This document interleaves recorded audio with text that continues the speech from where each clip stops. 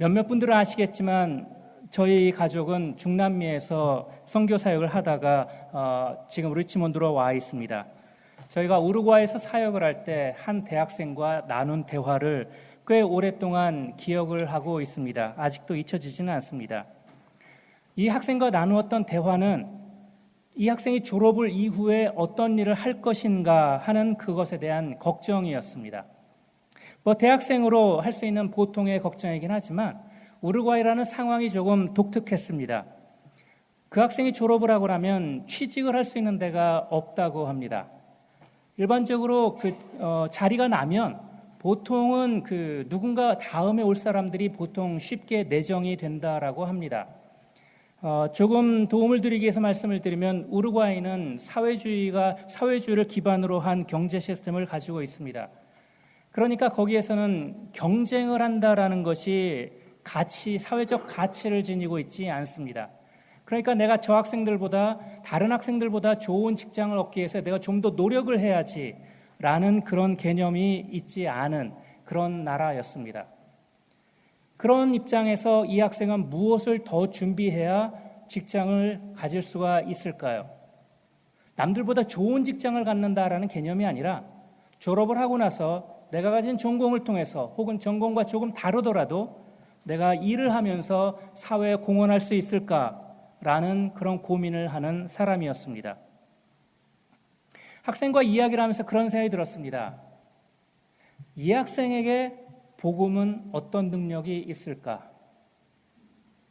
내가 이 학생에게 복음을 전할 때 이 학생의 복음을 받아들이게 되면 과연 복음은 이 학생의 삶은 어떻게 바꾸어 놓을 수 있을 것이고 또 복음으로 말미암아 이 학생의 삶은 어떤 다른 삶을 살 수 있을 것인가?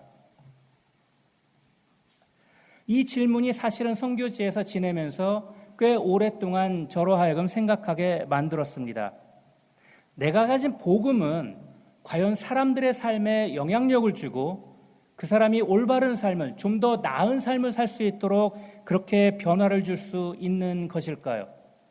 내가 복음을 전할 때 내가 가진 복음이 그렇게 사람을 변화시킬 수 있다라는 확신 가운데 나는 복음을 전하고 있는 것일까?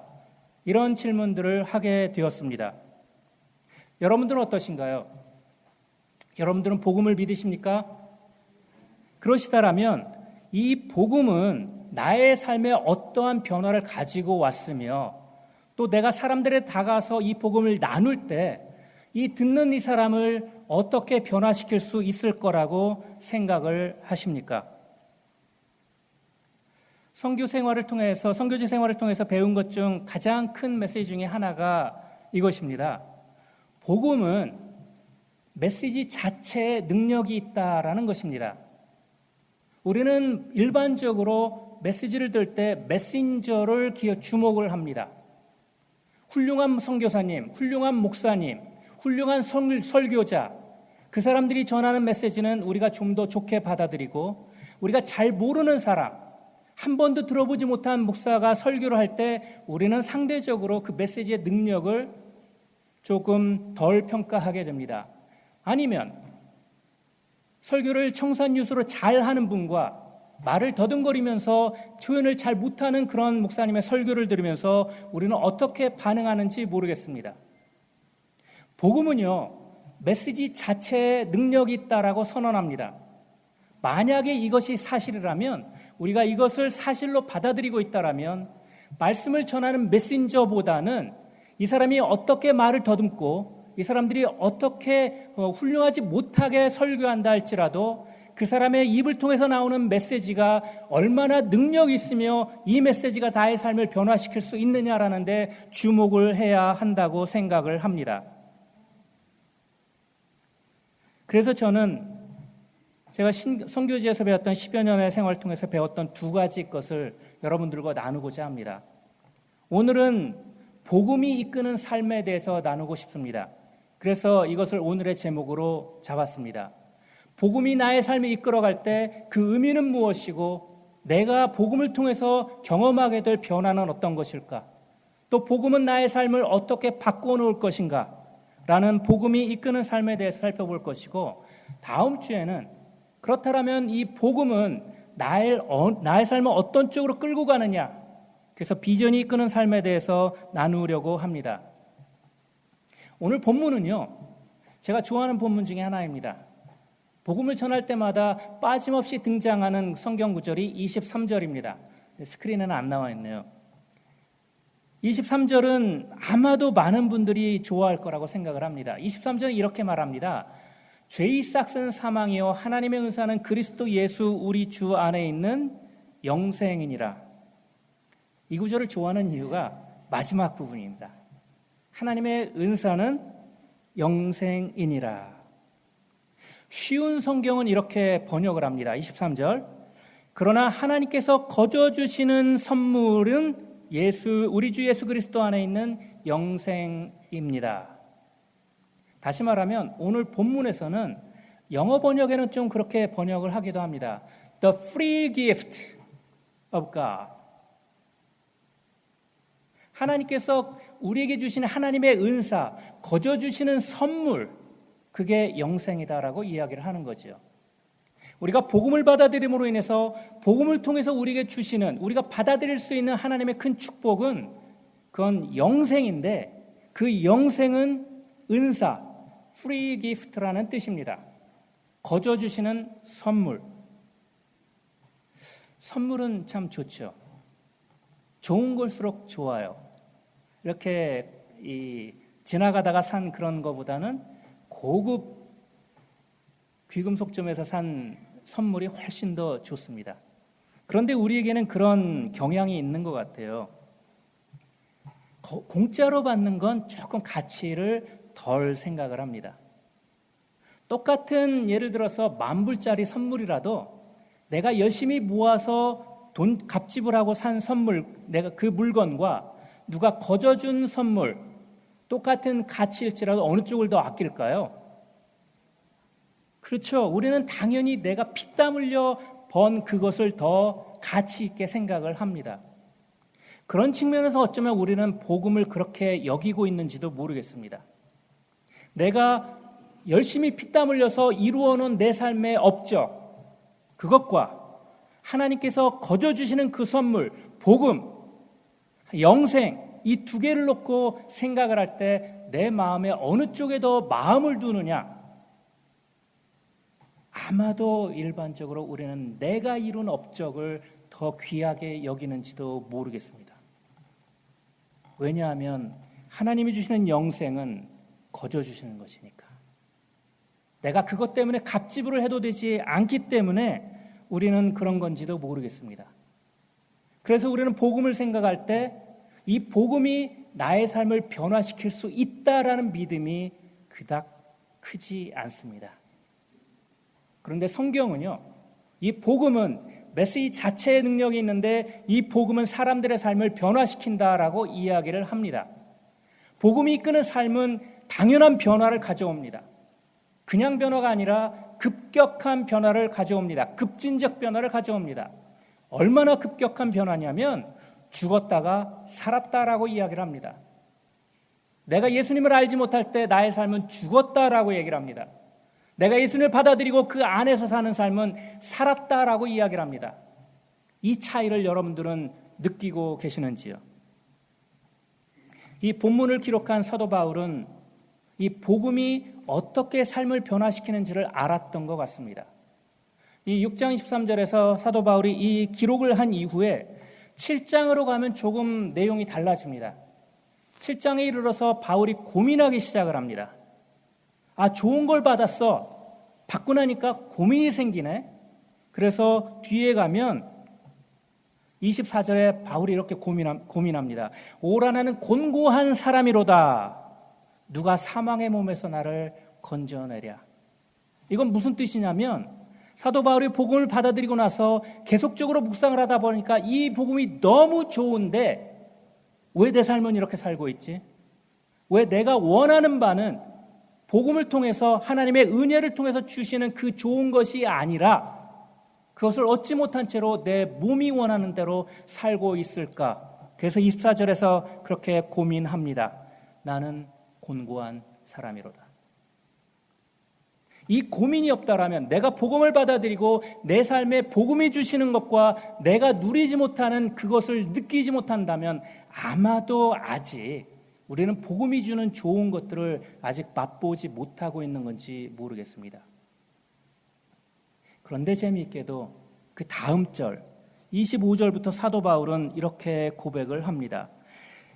우리 주 예수 그리스도로 말미암아 하나님께 감사하리로다. 24절과 25절에 아무 중간에 내용이 없습니다. 갑자기 나는 곤고하다 얘기했던 사도 바울이 그 다음 절에 감사한다라고 이야기를 합니다. 사도 바울이 깨달았어요. 내가 변하는 게 아니다라는 거죠. 내가 바뀐 게 아닌데 복음이 내 안에 들어왔기 때문에 은혜의 법이 나로 하여금 바꾸어 간다. 그래서 8장 1절 그러므로 예수 그리스도 안에 있는 자에게는 결코 정죄함이 없다라고 선언을 하고 끝에 가서 그 무엇이라도 나를 하나님의 사랑 안에서 끊을 수가 없다라고 이야기를 합니다. 이건 감격입니다. 소리칩니다. 그래, 다른 어떤 것들도 내가 그리스도 안에서 하나님의 사랑을 누리는데 방해할 수가 없어. 여러분은 어느 순간에 이러한 외침을 하신 적이 있습니까? 내가 복음을 받아들였습니다. 하나님이 거저주시는 선물을 내가 받아들였습니다. 그런데 이게 너무 좋아서 그 무엇도 내가 가진 그 하나님이 주신 은혜에서 벗어나도록 할 수 없어. 이게 사도 바울의 고백입니다. 그래서 저는 이 내용을 근거로 저와 여러분이 복음을 우리가 알 때 복음이 우리의 삶을 어떻게 인도해 가는지 한 세 가지 것을 나누어 보려고 합니다. 첫 번째로 복음이 이끄는 삶의 첫 번째 내용은 복음은 우리가 누구를 따라야 할지 선택하게 합니다. 복음은 우리가 누구를 따라야 할지 선택하게 합니다. 사실 오늘 본문 16절부터 이 23절까지 짧은 본문을 통해서 읽다 보면 반복되는 표현이 나타납니다. 그 반복되는 표현은 그렇게 기분 좋은 표현은 아니에요. 어떤 단어가 나타나면 종되었다라는 뜻입니다. 그래서 오늘 여기에 있는 것처럼 16, 18절만 해도 종이란 단어가 몇 번 나오죠. 본래 죄의 종이 되니 너희가 의의 종이 되었느니라. 하나님의 종이 되었다. 종되었다라는 표현을 사용을 합니다. 사실은 이 16절부터 21절까지를 살펴보면 이 몇 구절 안 되는데 종되었다라는 말이 10번이나 나옵니다. 영어로 slave, you are enslaved, 종이 되었다라고 이야기를 합니다. 사실 현대를 사는 우리들에게 저 종되었다라는 표현이 어떤 건지 참 실감나기 어려워요. 아마도 우리는 주인을 생각하는지 모르겠어요. 그 노예선을 타고 가다가 나를 살려준, 나를 돈 주고 샀던 그 노예를 생각하는지도 모르겠습니다. 맞기도 합니다. 그런데 어쩌면 좀 더 오늘을 사는 저희들에게 좀 더 실감나게 느낄 수 있는 건 아마 속했다라는 뜻이 아닐지 모르겠습니다. 종되었다라는 건요, 내가 어딘가에 속했다, 소속되었다라는 뜻입니다. 그래서 두 가지 의미를 갖고 있어요. 내가 어느 쪽에 속했다라는 거고 그 속한 것에 따라 산다라는 그 두 가지 의미를 가지고 있습니다. 그래서 이런 예를 들어보죠. 여러분들은 지금 미국에 살고 있습니다. 내가 한국 국적을 가지고 있던 미국 국적을 가지고 있던 상관없습니다. 여러분이 미국에 사는 한 미국 법을 따라야 합니다. 운전을 하면서 미국 도로교통법을 따라야 합니다. 왜요? 내 신분 때문에요? 아니요. 여기 살고 있으니까요. 그게 속한 것입니다. 그러니까 내가 하나님께 속했다라는 건 하나님의 법을 따르는 사람이다라는 뜻이에요. 여러분들이 미국에 살면서 미국에 속했다라는 건 미국에 있는 법을 따라야 된다라는 말이기도 합니다. 여러분이 좋아하든 좋아하지 않든 상관없습니다. 여러분이 자주 왔다 갔다 하든 상관없습니다. 여러분이 미국에 사는 한 미국 법을 따라야 합니다. 미국에서 운전을 하는 한 미국 도로교통법을 따라야 합니다. 주마다 다르죠. 그런 것처럼 여기서 속했다라는 것은 내가 어느 법에 속해 있느냐라는 뜻입니다. 6장을 자세히 읽어보시면 두 가지의 법이 등장합니다. 하나는 죄의 법, 그리고 또 하나는 의의 법, 은혜의 법, 율법, 은혜의 법, 두 가지 법을 이야기를 합니다. 그래서 오늘 6장을 통해서 사도 바울이 그렇게 얘기를 합니다. 복음이 우리에게 전해졌을 때 우리로 하여금 예전에는 죄의 법에 속해 있는데 이제 복음이 나로 하여금 죄의 법에서 해방시켜서 은혜의 법, 하나님의 법에 속하게 만들었다는 뜻입니다. 그러므로 나는 은혜의 법의 종이 된 거죠. I'm enslaved to the grace가 되는 겁니다. 속한 겁니다. 이렇게 속하다 보니까 바울이 그런 고민을 하는 거죠. 내가 은혜의 법에 속했다고? 근데 나 왜 이렇게 살지? 그게 아까 말씀드렸던 7장의 고민입니다. 내가 원하는 바는 은혜의 법이 아니라는 거죠. 속했다고 하는데.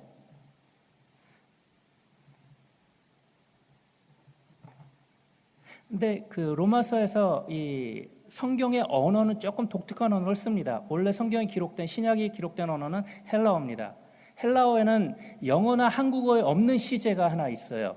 그건 뭐냐면 시점이 상관없이 이루어지는 딱 행동만을 나타나는 시제입니다. 그래서 번역을 할 때 보통 과거로 번역을 합니다. 그렇지 않고 실제 시점이 있는 어떤 특정 시점에 이루어지는 것들은 그런 시제가 있습니다.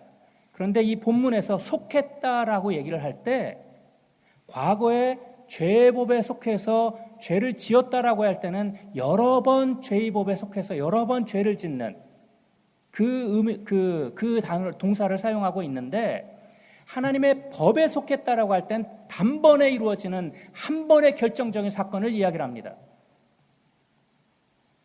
그러니까 은혜의 법에 속하느냐 죄의 법에 속하느냐라는 것은요 매일 아침 일어나서 여러 개의 선택이 있는데 그 중에 하나를 선택하는 게 아닙니다. 내가 매번의 선택에 의해서 그래 이거는 좋은 거야 하나님을 위한 거야 이거는 내 뜻을 위한 거야 그 중에 하나는 무엇일까 선택해보자라는 게 아닙니다. 내가 은혜의 법에 속했다라는 뜻은요 방향입니다. 여러분이 미국에 오는 것처럼 내가 그곳에 들어와 있는 것입니다. 왔다 갔다 할 수 없어요. 내가 예수 그리스도를 믿는 이상 그 순간부터 난 하나님의 법에 속해 있습니다. 여러 번 안 해도 됩니다. 단번의 결정입니다. 예수께서 단 한 번 죽으심으로 모든 사람, 여러분과 저를 포함해서 죄에서 구원하신 것처럼 한 번의 결정이 우리로 하여금 하나님의 법, 은혜의 법에 속하게 합니다. 여러분의 선택이 무엇인지 상관없습니다. 내가 단 한 번 복음을 받아들이고 예수 그리스도를 내가 주인으로 맞아들인다면 그 순간 나는 의의 법, 하나님의 법, 은혜의 법에 속하게 됩니다. 그러니까 이 본문에 복음은 우리로 하여금 따를 자를 선택하게 한다라고 말씀을 드렸는데 이 뜻은 무엇이냐면 내가 죄의 법에 속해서 지속적으로 죄를 범하며 살아가느냐 아니면 하나님의 은혜의 법 가운데 예수 그리스도 안에서 거저 주시는 영생을 누리고 있느냐 그 한 번의 결정을 했느냐라는 걸 묻는 것입니다. 복음은 우리로 하여금 하나님의 법, 은혜의 법 안에 살게 합니다. 그리고 일어나는 일들은 어떻게 될까요? 그 법에 따라가는 건 이게 7장 이후에 바울의 고민을 통해서 나타나는데 한마디로 설명을 드리면 이거는 성령께서 하신다라는 겁니다. 내 안에는 갈등이 있어요. 나는 여전히 내 마음대로 살고 싶은 마음이 있어요. 여러 개의 선택 중에 내 욕심을 따라 살고 싶어하는 선택이 있어요. 근데 그때마다 나를 도와주시는 성령이 있습니다. 이것이 복음이 이끄는 삶 두 번째의 내용입니다. 둘째, 복음이 이끄는 삶. 복음은 누구도 끊을 수 없는 하나님의 사랑에 거하게 합니다. 복음은 누구도 끊을 수 없는 하나님의 사랑에 거하게 합니다. 법을 얘기를 할 때 우리는 법은 지켜야 되는 거죠. 법을 지키지 못하면 그에 따르는 벌이 따릅니다. 법은 무서워요. 내가 법을 어기면 그에 합당한 페널티가 옵니다. 교통법규를 따르지 않으면 티켓을 끊죠. 또 그게 아니면 법정에 가게 됩니다. 법은 반드시 거기에 대한 대가를 치르게 되어 있습니다. 내가 은혜의 법에 속해 있을 때 하나님께서 우리에게 주는 수많은 율법들, 하나님의 법을 따르지 못할 때 어떻게 되느냐? 이때 우리에게 주시는 것이 하나님의 은혜, 성령이다라고 얘기를 하고 있는 거죠. 내가 하나님의 은혜에 속해 있을 때 은혜에 속한 모든 사람에게 우리에게 주시는 특별한 능력이 있는데 그게 주의 성령께서 나의 삶을 이끌어 가신다라는 것입니다. 이게 7장에서 그렇게 얘기를 합니다. 너희 지체를 의에게 드리라. 의의 병기로 드리라. 그러니까 매일 아침 내가 해야 되는 고민은 어떤 거냐면 내 욕심대로 살까 하나님의 뜻대로 살까라는 고민이 아니고요. 여러 개의 선택 중에 하나를 하려는 게 아니라 매일 아침 성령께서 내게 주시는 그 속삭임을 들을 수 있어야 된다는 겁니다. 그러니까 내가 해야 되는 마땅한 행동은 내 삶을 바꾸어가는 능력, 그런 노력이 아니라 하나님 말씀해 주실 때 들을 수 있는 준비가 되는 것입니다. 이거는 태도입니다. 방향성입니다. 내가 비록 못 지킬지 모르겠지만 성령께서 이끄는 삶을 나는 살기를 원합니다 라는 고백입니다. 이것이 매일 아침 내가 고백되어질 때 그 마지막으로 이끄는 것이 우리에게 주는 축복, 그 8장에 있는 하나님의 능력이다라는 것입니다. 사도 바울이 이걸 깨닫고 나서 그렇게 얘기를 합니다. 8장 4절에 이렇게 얘기를 해요. 육신을 좇지 않고 그 영을 좇아 행하는 우리에게 율법의 요구를 이루어지게 하려 하심이라. 우리는 단지 따라갈 뿐인데, 단지 성령의 음성을 들을 뿐인데 우리의 삶이 변한다는 거죠. 내가 삶을 바꾸려고 노력해서 변하는 게 아니고요. 단지 성령의 음성을 듣고 성령의 인도하심을 들으려고 하는 그 순간 성령께서 나의 삶을 바꾸어 가신다는 얘기입니다. 그리고 8장의 마지막에 그렇게 고백을 합니다. 34절 누가 정죄하리요 죽으실 뿐 아니라 다시 살아시는 이는 그리스도 예수시니 그는 하나님의 우편에 계신 자의 우리를 위하여 간구하시는 자시니라. 누가 우리를 그리스도의 사랑에서 끊으리요 환난이나 곤고나 핍박이나 기근이나 적시나 위험이나 칼이라. 기록된 바 우리는 종일 주를 위하여 죽임을 당케 되며 토살할 양같이 여김을 받았나이다 함과 같으니라. 37절 그러나 이 모든 일에 우리를 사랑하시는 이로 말미암아 우리가 넉넉히 이기느니라. 내가 확신하노니 사망이나 생명이나 천사들이나 권세자들이나 현재일이나 장래일이나 능력이나 높음이나 깊음이나 다른 아무 피조물이라도 우리를 그리스도 예수 우리 주 안에 있는 하나님의 사랑에서 끊을 수 없느니라. 저와 여러분이 가장 고민이 되는 건 뭘까요? 가장 염려가 되는 것, 가장 두려워하는 것은 무엇입니까? 오늘 제가 8장 마지막 부분에 읽었던 내용 중에는요, 다 들어있습니다. 어쩌면 요즘 대선이 있죠, 곧 미국에. 정치적인 두려움이 있으십니까? 혹은 사회적인 불안에 대한 두려움이 있으십니까? 혹은 내 건강 때문에 내 육체적인 두려움이 있으십니까?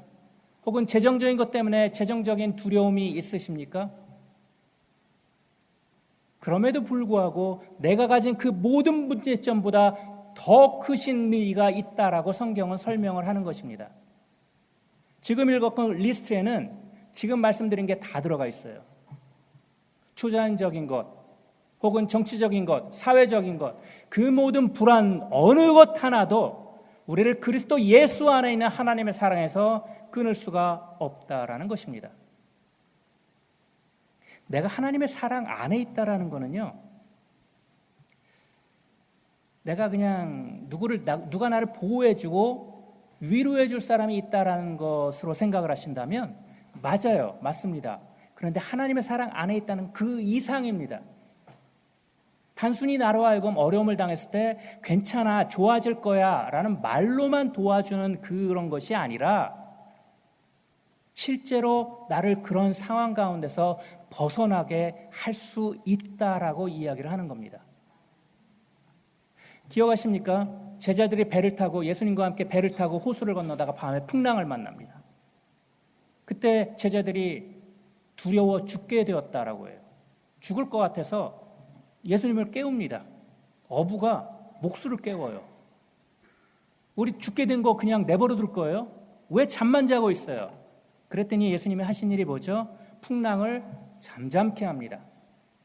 그랬더니 제자들의 반응을 기억하세요? 그 두려움이요, 자연재해를 향한, 폭풍우를 향한 두려움이 예수님께로 향합니다. 도대체 이분 누구실까? 그 두려움은 불쾌한 두려움이 아니에요. 예수님을 주인으로 바라보게 되는 방향이 바뀌게 되는 거죠. 아, 이분은, 내가 이분을 따르게 되면 이런 풍랑 가운데서 나를 보호해 줄 수 있는 분이구나. 귀신 들린 자들이 사람들을 해치려고 합니다. 그때 제자들이 예수님을 찾아요. 예수님, 우리 힘으로 안 됩니다. 도와주십시오. 예수님이 뭘 하시나요? 고쳐줍니다. 그리고 말씀하세요. 너에게 겨자씨만한 믿음이 있다면 능히 해결할 수 있다라고 이야기를 합니다. 성경에 나오는 모든 근심거리들, 여러분이 가지고 있는 어떤 종류의 근심거리들, 두려움거리들, 그 모든 것들도 성경에선 이야기를 합니다. 오늘 로마서 8장에 있는 리스트에서 예외적이지 않습니다. 복음은요, 그 누구도 끊을 수 없도록 하나님의 사랑 안에 우리로 하여금 머물게 합니다. 내가 복음이 이끄는 삶을 살고 있나요? 만약에 이 대답에 yes라고 대답을 할 수 있다면, 그렇다면 이 복음이 내가 염려하는 모든 것 가운데 그런 것에서 벗어나서 하나님의 사랑 안에 머물게 한다라는 것을 우리가 믿을 수 있어야 합니다. 그리고 세 번째, 복음이 우리의 삶을 이끌어갈 때 복음은 우리의 두려움을 물러나게 합니다. 복음은 우리의 두려움을 물러나게 합니다. 제가 손자를 보다 보니까 제 인생 다 산 것 같아요. 죄송합니다. 저보다 연세 드신 분들이 훨씬 더 많은데, 그럼 내가 무엇을 해야 되지? 그런 고민이 들었었어요. 점점 저의 몸도 옛날 같지는 않아요. 이런 몸으로 뭔가를 할 수 있을까? 고민거리도 들어옵니다. 재정적인 어려움도 나타날 때마다 고민이 됩니다. 저희의 아이들을 제가 도와줄 능력이 점점 더 사라져간다는 걸 느낍니다. 그 모든 두려움. 그때마다 우리가 생각해 봐야 될 것은, 내가 가진 복음은, 메시지의 능력이 있는 그 복음은 나로 하여금 그것을 벗어나게 할 수 있는 능력이 있습니다. 사실 두려움의 뿌리는요, 죄에 있습니다. 성경에서 두려움이 처음 나타난 건 아담과 하와입니다. 창세기 3장에서 아담과 하와가 하나님이 하지 말라고 하는 행동을 합니다. 선악을 알게 하는 나무를 먹지 말라 했는데 그걸 먹습니다. 그리고 나서 그 즉시 다른 건 아무것도 변하지 않았는데 그 즉시 아담과 하와가 느낀 것이 두려움입니다. 매일매일 만나던, 매 순간 만나는 하나님이 나타나셨는데 두려워합니다. 그러니까 두려움은요, 실제로 내가 상황이 나한테 주는 것이 아니에요. 두려움의 뿌리는 죄에 있습니다. 내가 하나님을 향해서 올바로 걷는 것이 아니라 내 안에 죄가 있다라는 사실은 나로 하여금 두려움을 갖도록 만듭니다. 근데 재미있는 건, 아브라함이 이삭을 드리죠. 이삭을 바칠 때 천사가 나타나서 막습니다. 창세기 22장에서 막으면서 천사가 이렇게 얘기를 합니다. 사자가 가라사대 때 그 아이에게 내 손을 대지 말라, 아무 일도 그에게 하지 말라. 내가 내 아들 내 독자로 내게 아끼지 아니하였으니 이제야 내가 하나님을 경외하는 줄을 아노라. 여기서 경외라는 단어가요, 아까 3장에서 아담이 느꼈던 두려움이란 단어와 같은 단어입니다.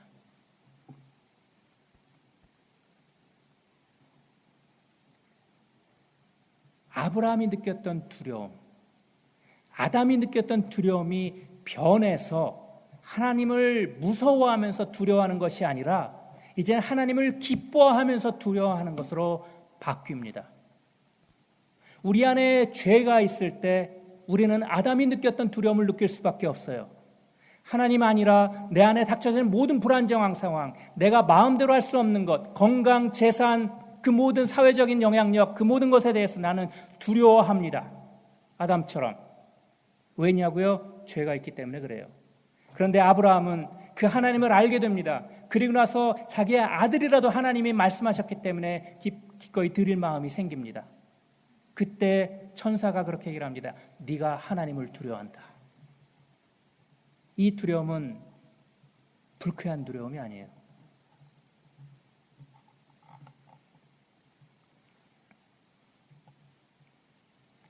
오늘 읽었던 저 본문에서 23절에서 이렇게 얘기를 하죠. 우리에게 거저 주시는 선물이 있다. 이는 영생이고 하나님의 사랑 안에 거하게 하는 것이며 저희로 하나님을 올바로 알게 하는 하나님을 두려워하는 삶이라는 것입니다. 영생은요, 요한복음 17장 3절에 의하면 영생 하나님은 아는 것이라고 했어요. 단지 긴 삶이 아니에요. 죽지 않는 오래오래 사는 것이 아니에요. 영생은 삶의 퀄리티가 달라지는 겁니다.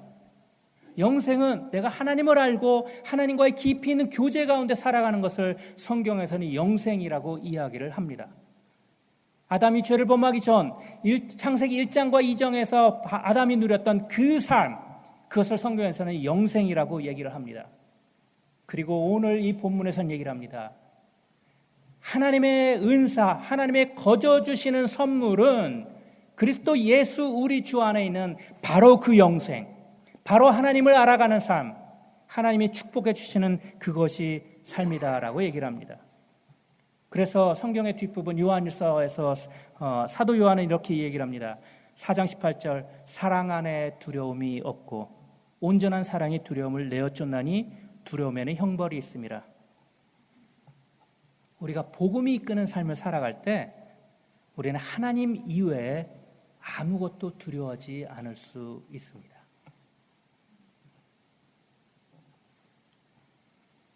결론을 맺어보려고 합니다.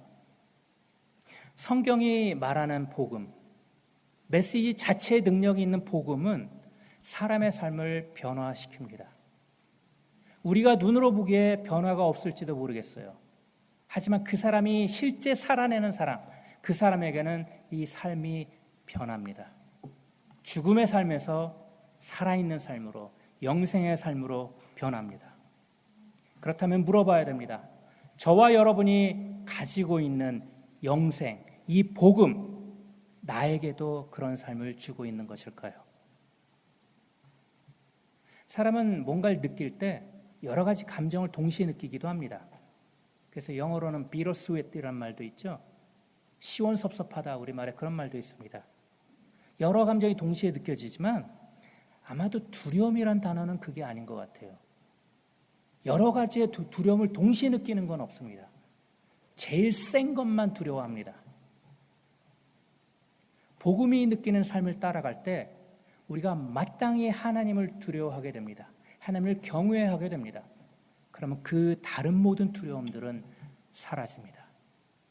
그것이 성경에서 약속한 영생이고 하나님의 사랑 안에 거하는 삶입니다.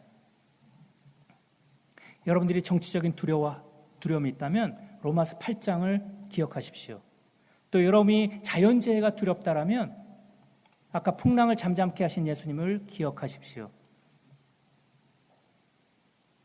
한 가지만 더 말씀드리고 마무리하려고 합니다. 믿음은요, 공동체적 가치가 있습니다. 우리는 하도 믿음은 개인적으로 믿어야 된다라는 걸 강조하면 그런 걸 배워왔어요. 그렇죠? 각 사람이 예수님을 믿어야 됩니다. 그런데 믿음은 동시에 공동체적 가치가 있습니다. 교회인 믿음은 나의 믿음과 밀접한 관련이 있습니다. 이 교회 여러분들이 만드는 공동체적 믿음은 어떤 것일까요? 복음을 향한 나의 반응, 교회의 반응, 그 믿음은 나의 믿음을 바꾸어 갑니다. 그리고 여러분 개개인이 가진 그 믿음은 교회 공동체의 믿음을 만들어 갑니다.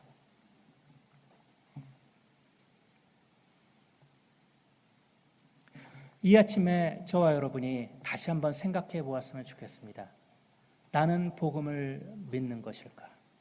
그렇다면 메시지 자체의 능력이 있는 이 복음은 나의 삶을 어떻게 이끌어가고 있는 것일까? 나는 복음이 이끄는 삶을 따라갈 수 있을 것인가?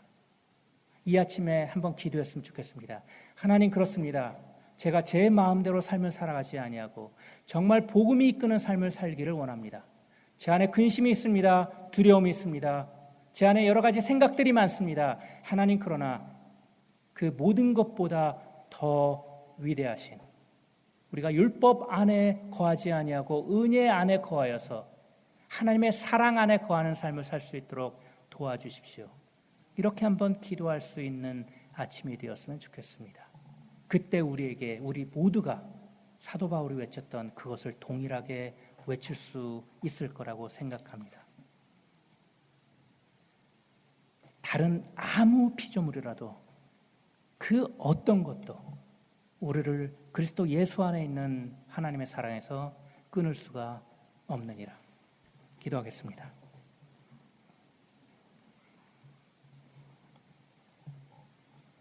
예수 그리스도께서 우리를 위하여 돌아가셨다라는 단순한 복음을 저희가 믿습니다. 성경을 통하여서 이 복음이 능력이 있다라는 것을 듣게 되었습니다. 하나님, 이 아침에 이 복음의 능력을 믿고 싶습니다. 도와주십시오. 그래서 하나님, 여기 있는 성도들 한 분 한 분이 저희 모두가 정말 복음이 이끄는 삶을 살아갈 수 있도록 도와주십시오. 하나님, 그리하여서 그 어느 누구도 우리를 하나님의 사랑에서 끊을 수 없다라는 것을 알고 날마다 매일매일 하나님의 사랑 안에 거하며 살 수 있도록 도와주시고, 우리가 가진 모든 걱정거리들을 주님 앞에 내어놓을 수 있도록 도와주시고, 하나님이 날마다 채워주시는 기쁨과 은혜와 능력 가운데 살아갈 수 있도록 도와주시기를 원합니다. 예수님 이름으로 기도합니다. 아멘.